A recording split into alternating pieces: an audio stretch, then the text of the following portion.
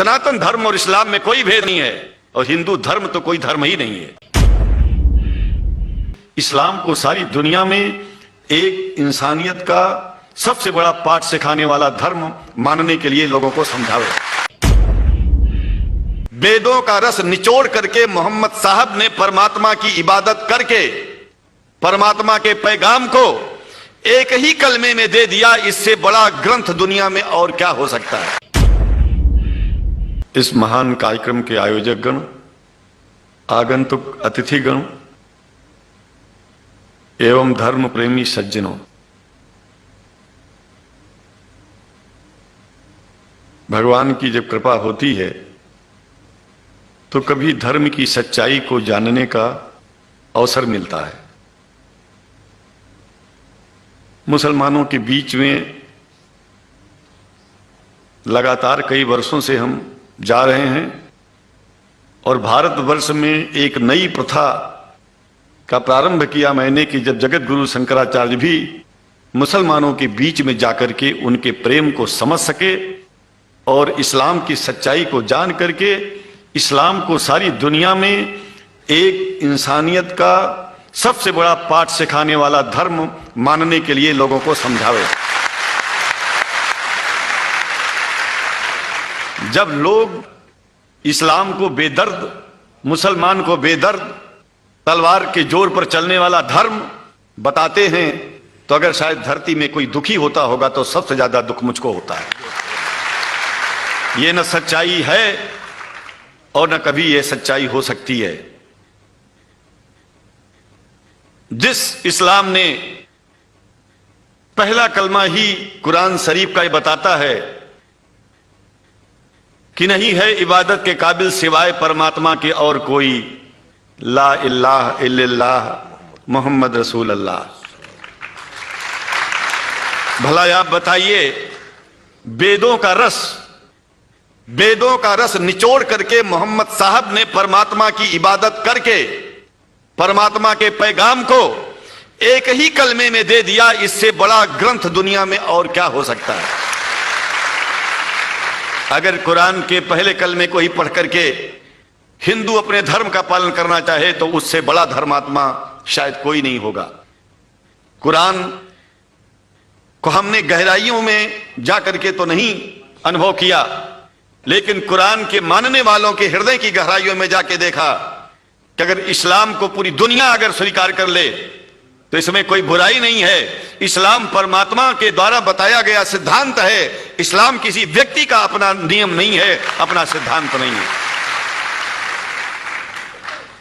कुछ लोग भेदभाव पैदा करने के लिए इस धरती पर मुसलमानों को बेदर्द कह देते हैं, इस्लाम को बुरा कह देते हैं। मैं कहता हूं उनसे बुरा इस दुनिया में कोई नहीं है। वो शैतान के बच्चे हैं, खुदा के बच्चे नहीं हैं। क्योंकि जहां तक मेरी अपनी पहुंच है, हमने वेदों को पढ़ा, पुराण को पढ़ा, शास्त्रों को, हिंदू धर्म ग्रंथों को पढ़ा। उसके बाद में मुसलमानों के बीच में जाना शुरू किया। हमने मुसलमानों से हाथ मिलाया तो हमारा विरोध किया गया। ये अंडा खाने वालों से हाथ मिलाते हैं, शंकराचार्य कैसे हैं। अरे हमने कहा कि तुम्हारी समझ में नहीं आ रहा है।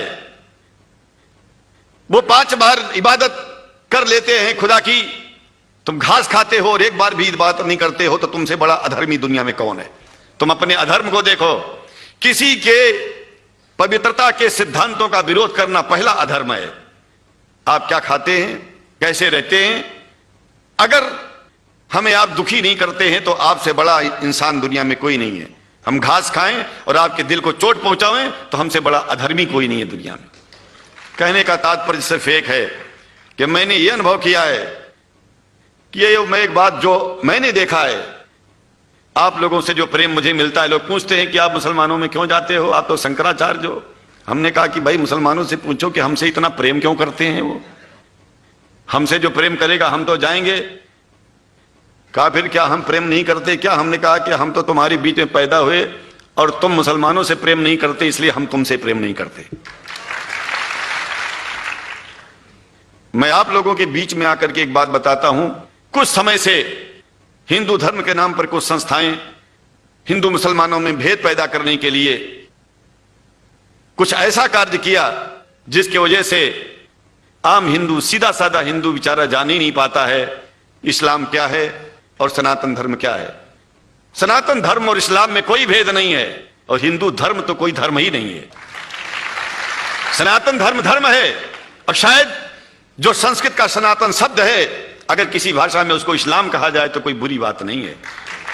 इस्लाम और सनातन में कोई भेद नहीं है, क्योंकि परमात्मा एक है, परमात्मा सबका है। यह संदेश ऋषियों मुनियों ने दिया, और यही संदेश परमात्मा का भेजा हुआ संदेश स्वयं हमारे मोहम्मद साहब ने इस पैगाम को हमको दिया। तो हम भेदभाव क्यों करें? यहां पर भारत का मुसलमान, एक बात बिल्कुल मैं स्पष्ट बता रहा हूं आपसे, अगर भारत का मुसलमान सो गया तो भारत सो जाएगा। इसलिए भारत को जगाना है तो मुसलमानों को जागते रहना पड़ेगा। भारत जाग जाएगा, पूरी दुनिया जाग जाएगी। यह भी मैं जानता हूं कि भारत के सच्चे हिंदुओं को, जो सच्चे सनातन धर्मी हैं, उनको मुसलमानों से प्रेम चाहिए, उनको मुसलमानों से भेद नहीं चाहिए। अगर कोई अच्छा हिंदू है, सच्चा हिंदू अपने को कहता है, तो पहले तो सनातन धर्म को मानता हो।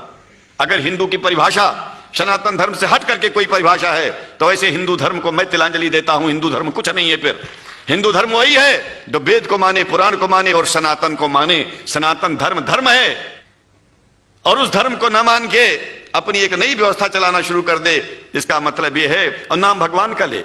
एक बात और बता देता हूं, भगवान कोई आदमी की तरह नहीं है कि रोज रोज नियम बदलेगा। रोज रोज नियम बदलना आदमियों का काम है। हमारे पूर्व प्रधानमंत्री साहब, मुझे दुख होता है कभी कभी, यद्यपि लोग ये न समझ बैठे कि मैं उनका विरोधी हूं। विरोधी नहीं हूं, लेकिन उनको खुद सनातन धर्म की परिभाषा नहीं आती है। विदेश में जाकर के हिंदू धर्म की गलत परिभाषा कर दी है, और हमको सबको ये दुख हुआ कि किस स्कूल में जाके पढ़े हैं। ये धर्म के बारे में बिना पढ़े हुए धर्म के बारे में बोलना गलत है।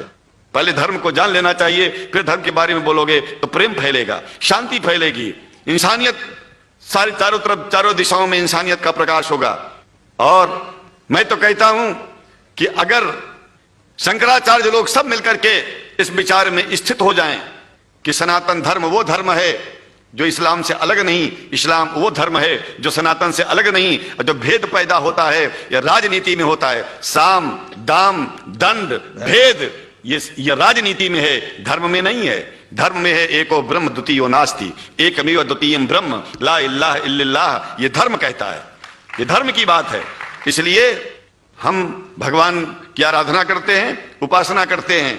परमात्मा एक है, और परमात्मा बार बार नियम नहीं बदलता कि धरती पर इंसान बदलते जा रहे हैं तो परमात्मा अपना नियम बदलता चला जा रहा है। एक बात याद रखिएगा, जब से शुरुआत हुई होगी और जब तक ये दुनिया रहेगी, ईश्वर का सिद्धांत एक था, एक है, एक ही रहेगा। मानने वाले आपस में भेद पैदा करें तो इसमें उसका कोई दोष नहीं है। दोष तो उन लोगों का है जो लोग भेद पैदा करके प्रतिष्ठा पाना चाहते हैं। खास करके इतना जान लीजिए, धर्म भेद को मिटाता है और राजनीति भेद को बढ़ाती है। राजनीति का स्तर केवल राष्ट्र की व्यवस्था तक है, और धर्म पूरे विश्व के लिए है।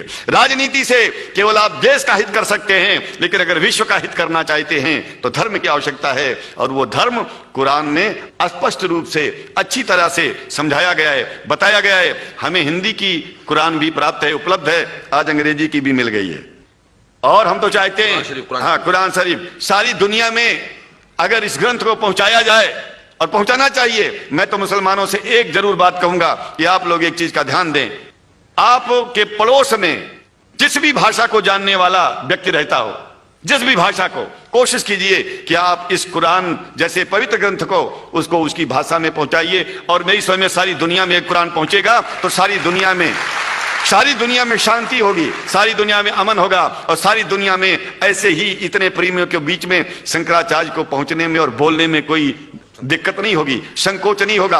आप लोग भी निडर हो जाइए, आप लोग भी संकोच छोड़िए। हम जानते हैं कभी कभी संकोच में, कभी कभी इस देश के कुछ जो फिरका परस्त लोग हैं, उनकी उल्टी सीधी योजनाओं में हम लोग एक दूसरे से मिल नहीं पाते।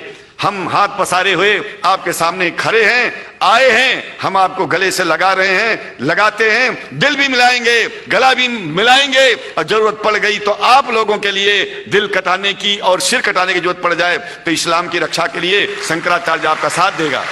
क्योंकि शंकराचार्य जानते हैं इस्लाम धोखा नहीं है, शंकराचार्य जानते हैं इस्लाम बर्बादी का रास्ता नहीं है। शंकराचार्य को पता है कि जो वेद में लिखा है वही कुरान में लिखा है, इसलिए हमारा धर्म नहीं छूटेगा, हमारा धर्म और आगे बढ़ेगा। अगर हम मुसलमानों को अपना सगा मानते हैं तो मुसलमान परमात्मा का बनाया है, आदमी का नहीं। हिंदू जो अपने को कहते हैं वो भी जान लें कि वो परमात्मा के बनाए हैं, तो मुसलमानों से भेदभाव करना बंद कर दें और हमारी तरह सबसे प्रेम करें। डॉक्टर लखना साहब, देखिए मैं अपरिचित था, जानता नहीं था, और मैं बड़ा प्रसन्न हूं कि वो समय निकाले और यहाँ आए।